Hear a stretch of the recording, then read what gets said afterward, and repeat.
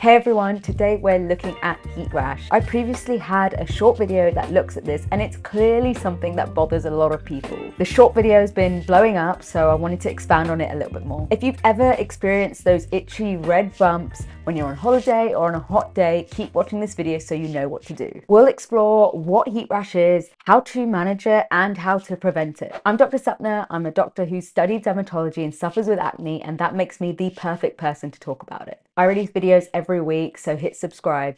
Firstly, what is heat rash? Medically, it's known as Miliaria, but it's also called the prickly heat rash. Heat rash happens when the sweat gets stuck on the sweat ducts of your skin. These ducts are also called eccrine glands. When these ducts get blocked, the sweat moves into surrounding tissue and causes inflammation in that area. It's the inflammation that causes those characteristic red bumps that we see. The most common areas to get this are the areas where we get sweaty and where the skin rubs. You get this in lots of skin folds, like in the elbows and behind the knees. It can look red, but sometimes on darker skin tones, it can look white or grey. It is super itchy and sometimes warm to touch as well. There are lots of different types of heat rash depending on the depth of the inflammation, but the most common one is called Miliaria rubra. Miliaria crystalline is actually the mildest form, and this is what babies get. In babies and neonates where their sweat ducts haven't fully formed yet, you can get these tiny little fluid-filled blisters. In babies, it doesn't tend to cause many issues, and in the long term will disappear. The most severe form is called Miliaria profunda. This occurs when even deeper layers of skin cells are involved, and these lead to larger lesions that are much more painful,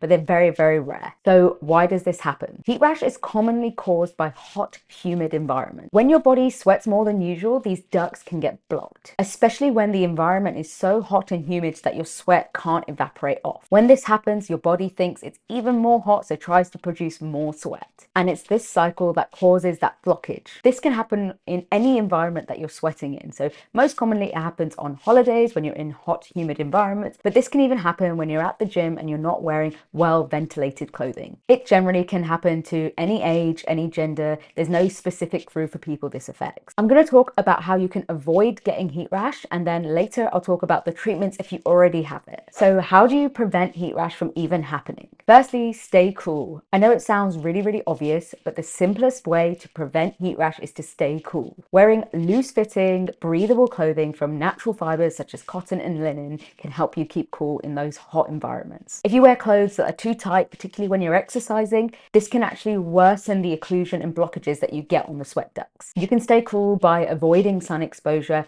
wearing layers that cover up your skin without getting too warm. These lightweight, long sleeve shirts are your best bet. If you're on holiday and you're getting in and out of the pool, especially if you wear long sleeve rash guards or wetsuits, take off the wet clothing as soon as you're out of the pool. Change into dry clothes, and this will help prevent those blockages on the sweat ducts. And similarly, just changing out of your sweaty hot clothes after the gym into dry clothes can really help. This can stop trapping heat and bacteria to your sweaty gym clothes, and it can even prevent things like folliculitis. And then lastly, hydrate.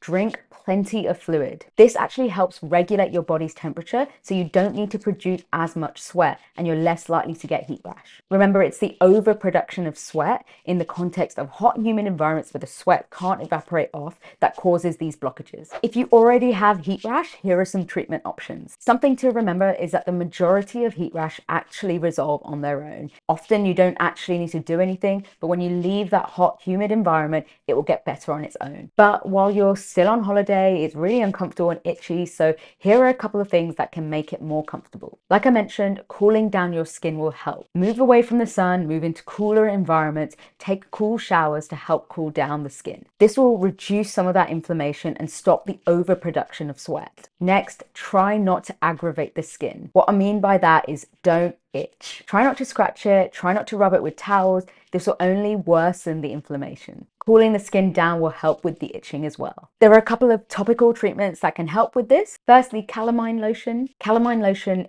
can help soothe the skin, but it can be a little bit drying, so you have to be careful to not overdo it. Just apply it to the areas that you need it. Then you can use topical hydrocortisone, which is a steroid cream. You can get mild versions from the pharmacy, and they can help with the swelling and itch. This is best to use just for a few days, and once a day should help. You can also use antihistamine tablets, and this will help with the itching sensation, particularly at nighttime. There are a couple of things that I'd want you to avoid. Firstly, avoiding really thick emollients and creams. These thick creams can actually work worsen the blockage on your sweat ducts. This can definitely worsen the rash. Instead, find something a bit more lightweight that will help moisturize the skin. You can even put your moisturizer in the fridge. That will be nice and cooling for when you apply it. Definitely avoid any irritating skincare. Don't try and scrub it off your skin with any St. Ives scrubs or anything like that. That will only worsen the irritation and the inflammation. You'll notice that even heavily fragranced products can irritate the skin and make it sting, so avoid anything with fragrance, anything that's over exfoliating. Your best bet is to leave that skin well alone. Don't scrub it, don't try and shave over it, try not to scratch it. Ultimately, I will say that if this is something that is not going away and it looks different to the pictures I've shown you, you need to see your doctor because it might be something different. If your baby has it and it's not going away, definitely see your doctor. If you find this video helpful, subscribe for more skincare advice. If you're hanging around, check out my video about dry skin and 5 tips on how to help it. Thanks for watching.